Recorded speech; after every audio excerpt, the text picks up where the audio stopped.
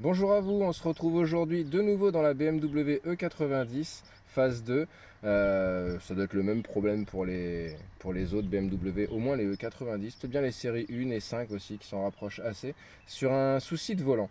Donc aujourd'hui je suis accompagné de Guillaume qui va tenir la caméra et on va faire un démontage partiel du volant avec démontage de l'insert.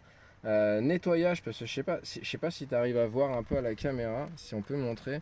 Il y a le revêtement. J'avais fait une vidéo où c'était la poignée qui partait un peu en sucette. Je crois que ces finitions-là, que ce soit chez BM ou chez les autres constructeurs, hein, je pense qu'on retrouve un peu le même genre de délire. Donc le but, ça va être de nettoyer toute cette zone-là pour refaire un covering, donc remettre un vinyle carbone 3D. Donc c'est pas un carbone brillant, c'est plutôt un carbone assez mat, neutre, et rester dans les tons noirs en gardant bien sûr le logo du M. Donc on va commencer l'intervention en sécurisant pour pas qu'il y ait de soucis avec l'airbag qui nous saute à la tronche. Donc on va passer au niveau du coffre parce que chez BM les batteries sont à l'arrière pour faire le débranchement de la batterie et éviter tout déclenchement de l'airbag. Donc voilà, pour la batterie, ici il y a la trappe, on tourne le petit loquet. On va aller débrancher la cosse négative qui est placée ici. Donc pour mon modèle, c'est une clé de 10 et on se retrouve une fois que c'est terminé. Voilà, une fois démonté, j'aime bien mettre un isolant pour éviter que si ça bouge, ça vienne au contact d'une autre pièce métallique. Bon, on se retrouve près du volant. Bon, une fois face au volant, il va falloir un tournevis. Moi, je prends quelque chose qui est relativement, enfin, je vais pas dire long, mais un bon 10 cm. On va aller regarder, donc Guillaume, si tu peux décaler la caméra. Ici, dans le cuir, enfin dans le simili cuir, tu vois mon doigt, non? Je sais pas si tu arrives à voir en appuyant un petit peu. Donc celui-ci, il n'a jamais été démonté, donc on peut pas le voir à l'œil nu. En venant appuyer un petit peu, donc si on regarde la ligne médiane, 2 cm en dessous, là, tu as dû voir, maintenant que j'ai appuyé, on doit avoir une petite déformation du... Légère. Légère, ouais. De l'autre côté, j'ai la même chose. Donc, des deux côtés du volant, on va avoir la même chose. Donc, il faut venir avec le tournevis. Et je suis désolé, il faut rentrer dedans.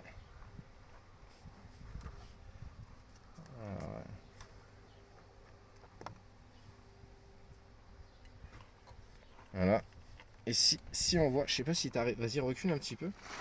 Tu vois, en rentrant, il y a des petites lamelles en métal. Et si on voit, tu as l'airbag qui commence déjà à se décaler là. Donc, il faut réussir à pousser suffisamment sur la tige en métal pour venir le déclipser. Bon, j'ai fait le trou de ce côté-là. Je vais essayer de faire de l'autre côté. Peut-être que ça va mieux se lever. Ça m'ennuie de faire un trou dans le cuir, mais en fait, on n'a pas le choix, hein. Donc voilà, j'ai trouvé la position. C'est à peu près à 45 degrés par rapport à l'angle. Enfin, si on prend le 90, on est à peu près à la moitié. Donc ouais, à peu près 45 degrés de l'horizontale. Et il faut pas hésiter, on pousse et à un moment ça bloque. Il faut vraiment mettre un petit cran de plus. Alors je vais le faire comme ça pour que vous puissiez le voir. Je sais pas si tu filmes bien. Ah, je suis passé à côté du cran. Hop là. Et là du coup on a déclipsé un côté. Il me reste plus qu'à faire l'autre et l'airbag pourra sortir. Donc une fois devant le volant avec les deux coups de tournevis mis pour débloquer l'airbag, on va le déconnecter pour plus qu'il nous embête. Donc on le retourne. Il faudra juste avec un petit tournevis, ou si vous y arrivez avec vos doigts, moi je préfère avec le petit tournevis. Ici on vient faire un tout petit écart, hop, au plastique, s'il veut bien. Voilà, on le maintient, on fait pareil de l'autre côté. Hop, on soulève le plastique noir, et la cosse vient toute seule. Donc vous ne pourrez pas vous tromper au remontage, parce que la cosse mâle comme la cosse femelle est de couleur verte, et l'autre est de couleur noire. On fait la même chose pour celle-ci.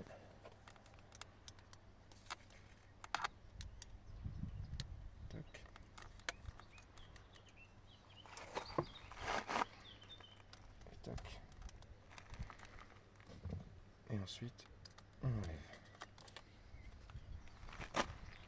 Voilà le volant démonté.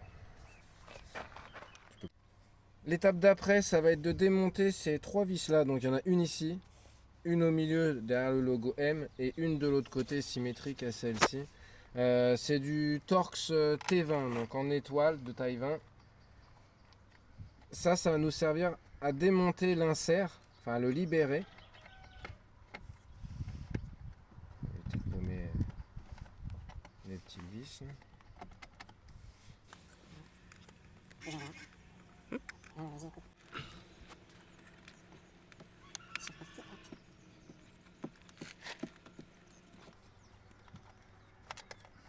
Je sens que j'ai libéré la partie haute.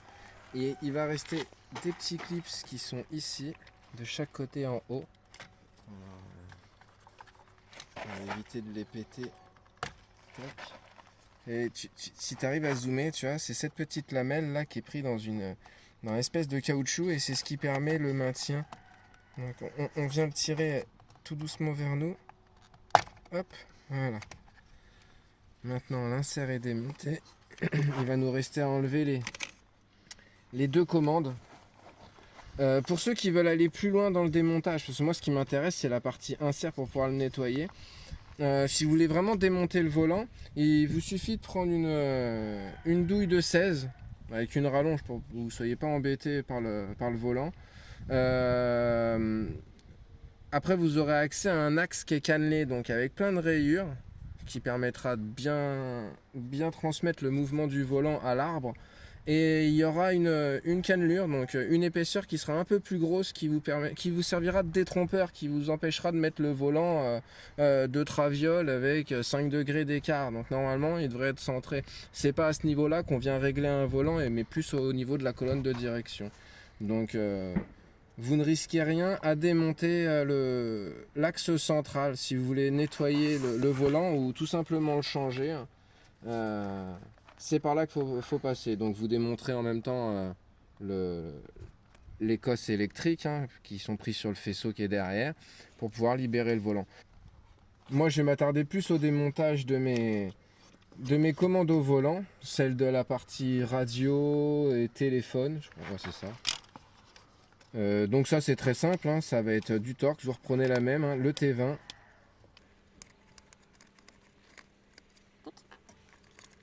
On va libérer le câble qui relie les deux.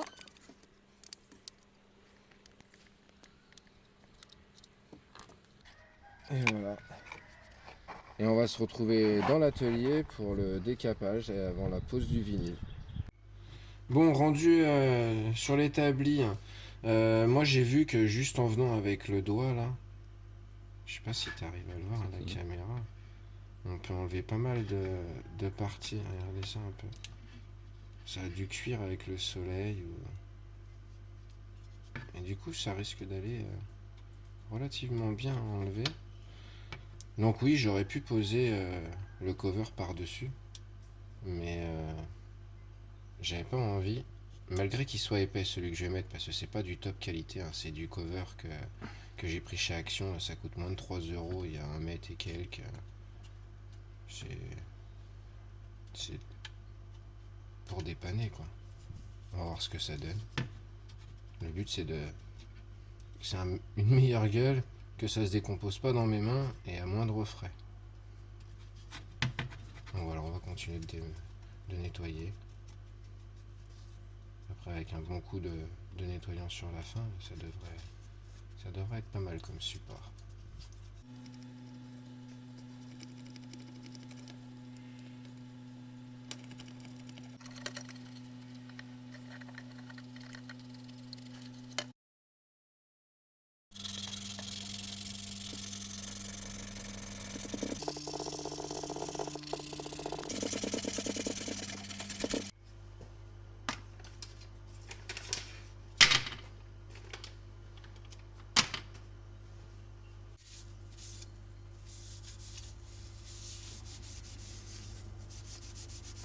Je m'attendais pas à ce que ça soit aussi galère. Vu comment ça bullait à certains endroits, je me suis dit on va pouvoir l'enlever genre comme du papier peint. Mais en fait, pas du tout. Obligé de sortir différentes toiles emery, papier à poncer. J'en avais pas des spéciales plastiques. Bon, ma foi, avec un peu d'huile de coude et puis pas mal de temps de perdu, t'es obligé de tout poncer, quoi. Donc là, on va passer au cover. Alors, tout à l'heure, je vous parlais de plusieurs styles de cover. Je reviens. Ça va être un peu compliqué à expliquer comme ça. Mais en fait, la différence entre les 5D, les 4D, les 3D, les 6D, c'est plus facile si je vous les montre. Ça, en gros, c'est du 5D. Là, on va être sur du 4D. Un peu moins brillant. Et là, ce que je vais mettre, c'est du 3D. Vous voyez, en fait, plus il y a de dés, plus il donne un rendu de profondeur avec une certaine couche de brillance par-dessus. Donc, si j'enlève le 4D, qu'on fait la différence entre le 5 et le 3, on voit clairement, il y en a un qui brille beaucoup moins que l'autre. Du coup, sur l'intérieur, je vais partir sur un côté beaucoup plus sobre et je vais opter sur le 3D.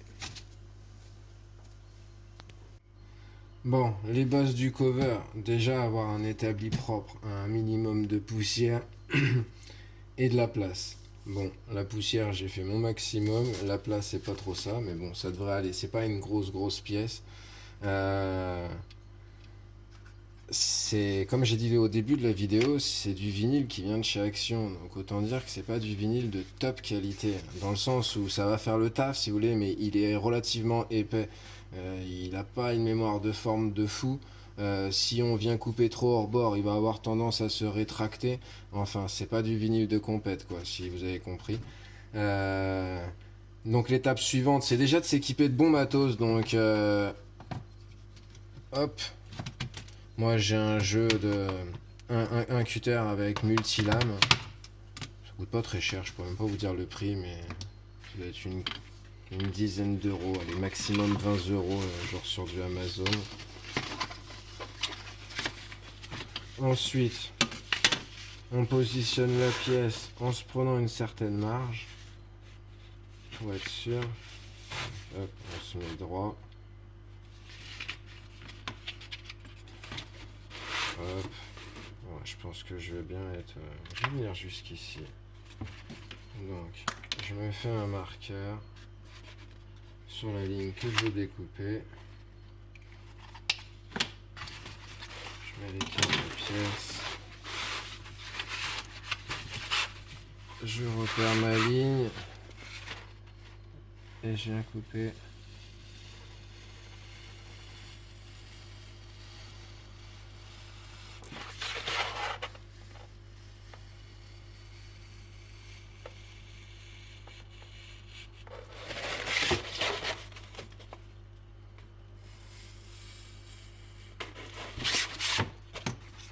Hop, on refait de la place. Donc voilà, moi ce que j'ai fait, c'est que j'ai mis mon bout de vinyle avec encore sa protection en dessous, un petit bout de scotch. Enfin, j'ai pas trouvé mon scotch, donc j'ai pris un scotch de masquage, de peinture, donc c'est pas ce qu'il y a de mieux. On positionne notre pièce alignée comme on veut. Donc moi j'ai pris de manière à ce que mes stries soient dans ce sens-là, hein, bien sûr. Et ensuite, je vais décoller. Donc c'est là où... Attendez. Il faut un minimum de poussière. Hop. On met les gants adéquats. En fait, les gants, ils vont aussi me permettre de pouvoir virer les bulles d'air directement au doigt sans utiliser des spatules qu'on utilise généralement pour le covering. En plus, la pièce, elle est relativement arrondie, donc ces spatules relativement plates... C'est plus pour de la grosse carrosserie, vous faites une porte, une aile, un capot, ça ouais. Et puis avec du vinyle comme ça, ne faites jamais une porte ou une aile ou une grosse pièce mécanique, hein. Vous allez pleurer. Hein. Pour de la petite bidouille comme ça, il n'y a pas de souci, mais pour de la grosse, non. Mettez le prix sur un vrai cover ou faites-le faire par un professionnel, mais ne vous lancez pas, ça va vous coûter une fortune, rien qu'à essayer, quoi. Bon déjà, rien pour décoller le vinyle, c'est une tannée celui-ci. Il y a franchement mieux.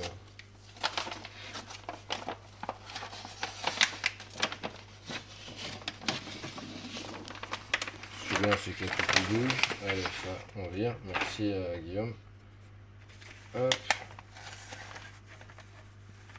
On va laisser coller.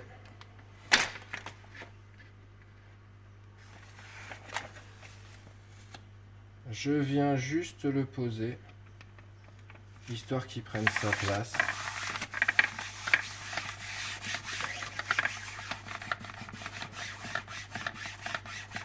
J'ai pas encore chauffé. Pour chauffer, on utilise un petit décapeur thermique. Mais on voit déjà la pièce qui prend forme. Ça nous permet tout de suite de pouvoir enlever une bonne partie du cutter. Finesse.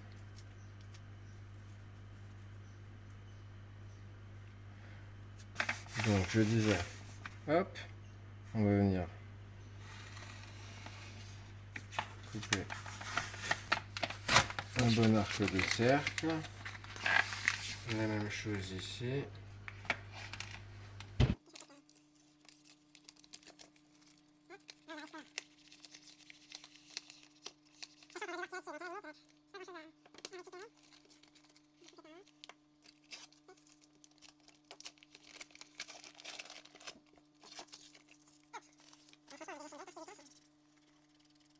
Il faudra que je chauffe pour le signe du M pour que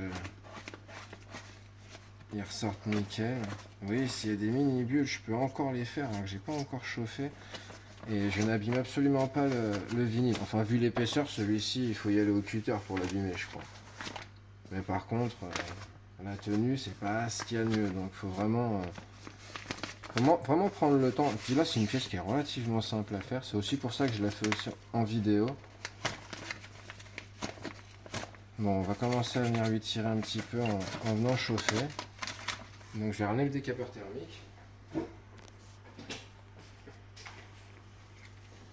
Ça ressemble à ça, donc c'est un petit pareil pris sur Amazon. Vous regardez décapeur thermique, tapez covering, vous allez trouver des genres de kits pas trop cher. Pour des petites bidouilles comme ça vaut le coup. On se retrouve tout de suite le temps que je ramène le jus pour le brancher, parce qu'il est pas sans fil. Bon, on va chauffer un petit peu maintenant qu'il est positionné. Ouais. Je viens de décoller. J'ai l'impression qu'ils ont mis de la super glue dessus. On voit le vinyle, il vient se détendre, il n'y a plus de... Hop. Il n'y avait plus de vagues qui étaient positionnées. Je vais faire la même chose alors. Hop. De l'autre côté.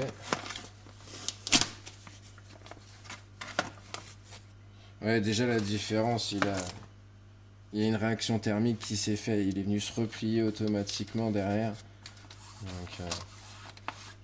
Et j'ai pas eu besoin de chauffer beaucoup. Mais il est tellement épais.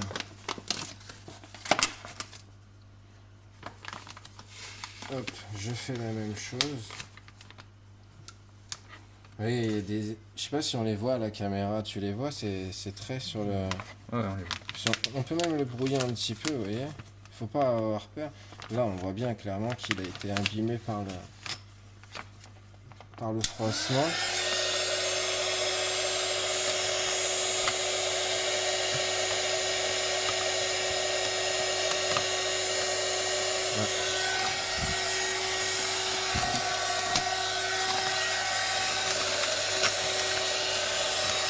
On vient le voir.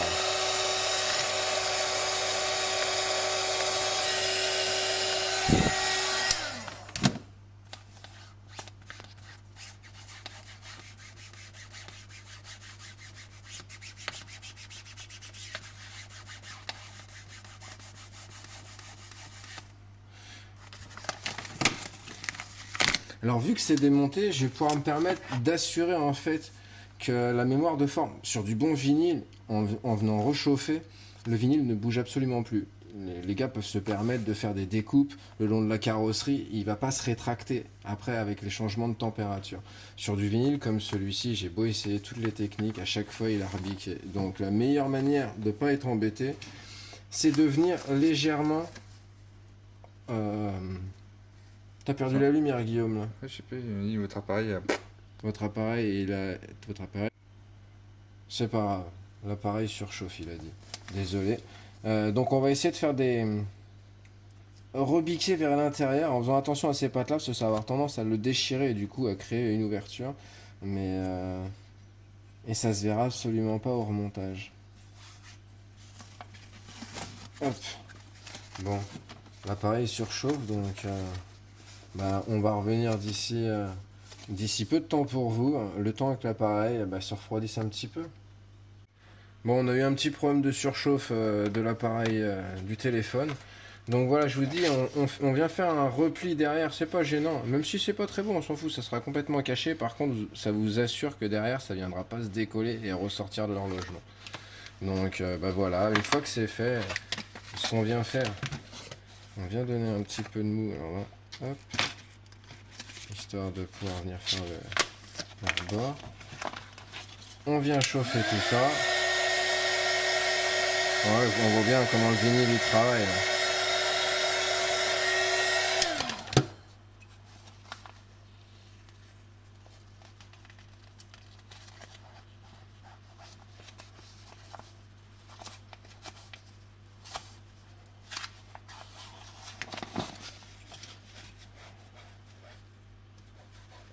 Je sais pas si c'est une bulle d'air ou une imperfection ça. S'il y a une poussière dedans, c'est plus galère.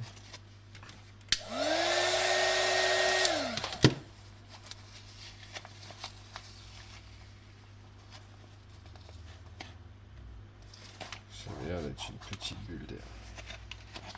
Bon, ouais, faut pas avoir peur. Hein. On a une autre ici. Ouais.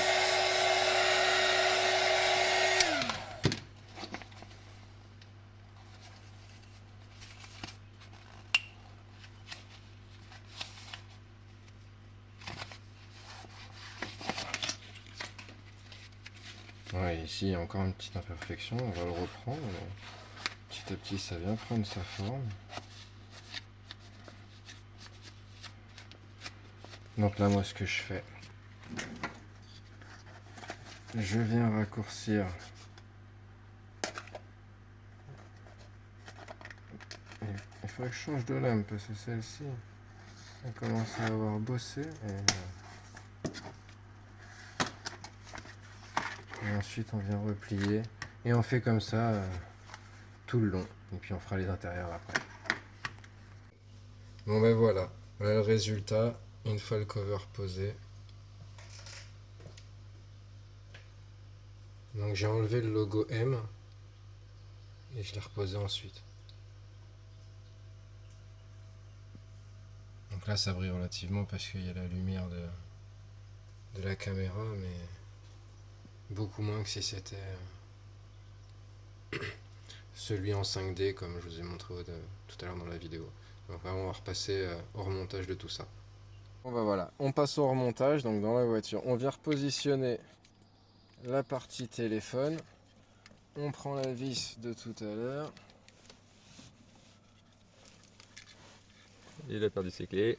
Non, elle est là.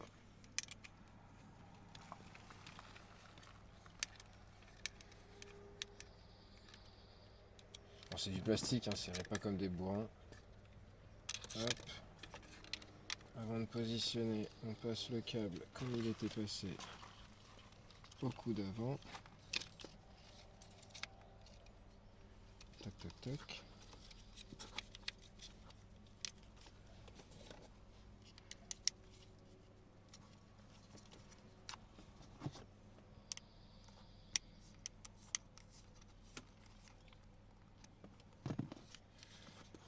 Hop. Ensuite, on remet les petits clips. T'arrives à les filmer cette fois, Guillaume? Au pire, mets la lumière. Je sais pas si on... Attends. Non. Ouais. Non, bah tant pis. Et là, on vient mettre le petit dans le caoutchouc. Pareil de l'autre côté. Hop. Du coup, il se retrouve déjà en position. Les vis, elles n'ont pas dû bouger. Donc on refait le schéma inverse. Hein. On vient revisser les 3 vis de derrière. Bon, maintenant que tout est bien fixé avec les 3 vis, on reprend comme au début dans la même position. hop, et on vient pousser le dessus. La verte sur la verte, on pousse le dessus. On revient positionner. Et il n'y a plus qu'à rebrancher la batterie.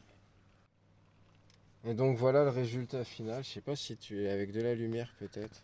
Tu peux pas la mettre la lumière là, pendant que tu es Non, c'est pas ça. en vidéo. Attends, on va faire. Voilà. Maintenant il y a la lumière. Donc on peut voir un petit peu plus le résultat. Au moins ça part pas en peluche sur le dessus. C'est sobre, ça reste bien noir.